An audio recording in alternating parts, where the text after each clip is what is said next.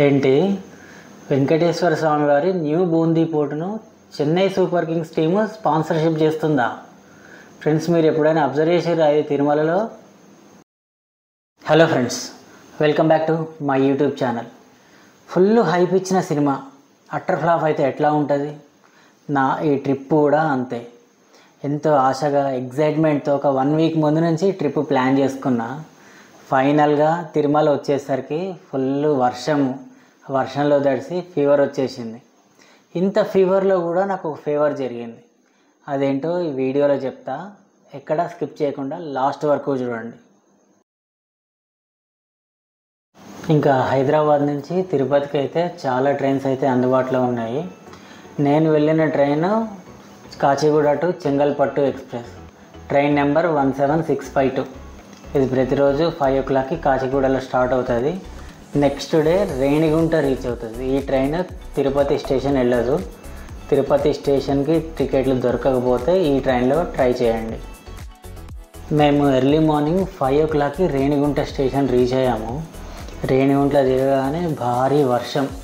ఈ వర్షంలో తడుచుకుంటూనే కొండపైకి అయితే వెళ్ళిపోయాము.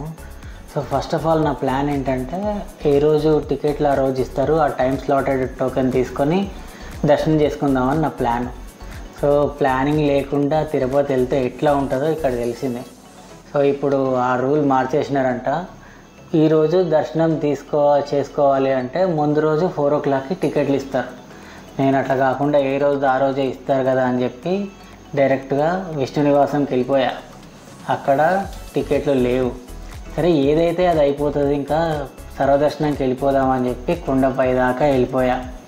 భారీ వర్షం, ఫుల్ వర్షం. అసలు ఇంత వర్షంలో సరే ఏమైనా సరే అని చెప్పి పై దాకా వెళ్ళిపోయా. ఇక్కడ స్టార్ట్ అయింది అసలు ట్విస్ట్.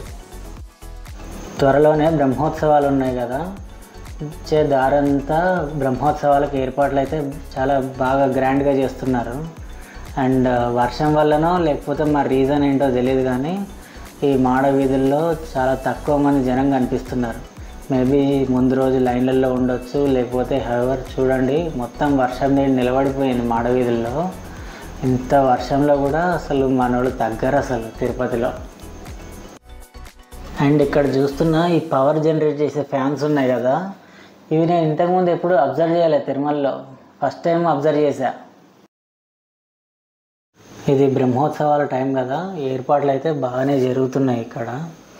సో అట్లా వర్షంలో తడుచుకుంటూ మేము తిరుపతిలో కోనేరు వరకు వచ్చేసాము. కోనేటిలో స్నానం చేసి సర్వదర్శనానికి వెళ్ళాలని నా ప్లాన్.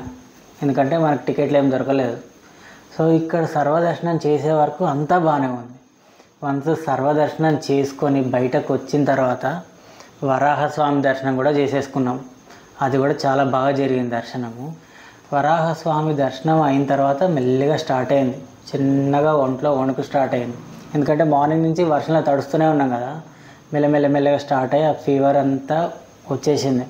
ఇంకా సర్వదర్శనానికి వెళ్దాం అనుకుంటున్నా, బాడీ షేక్ అవుతుంది, షివర్ అవుతుంది, అడుగులు తడబడుతున్నాయి, అసలు ఒక్క స్టెప్ కూడా వేయలేకపోతున్నా. సో అట్లా మొత్తం మాడ వీధుల్లోనే కూర్చుండిపోయాను అసలు నేను. నాకు ఇంకా దర్శనానికి వెళ్ళే ఓపిక అసలు లేదు. ఫుల్ ఫీవర్ వచ్చేసింది.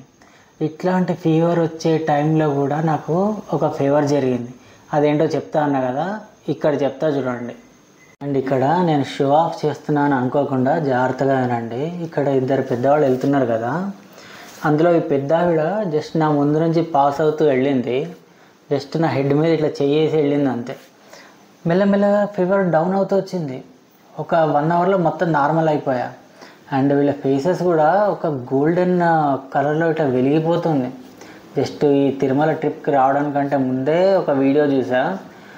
అమ్మవారు శ్రీనివాసుడు ఇట్లా మాడవీధిలో తిరుగుతూ ఉంటారు మారు వేషాల్లో అని.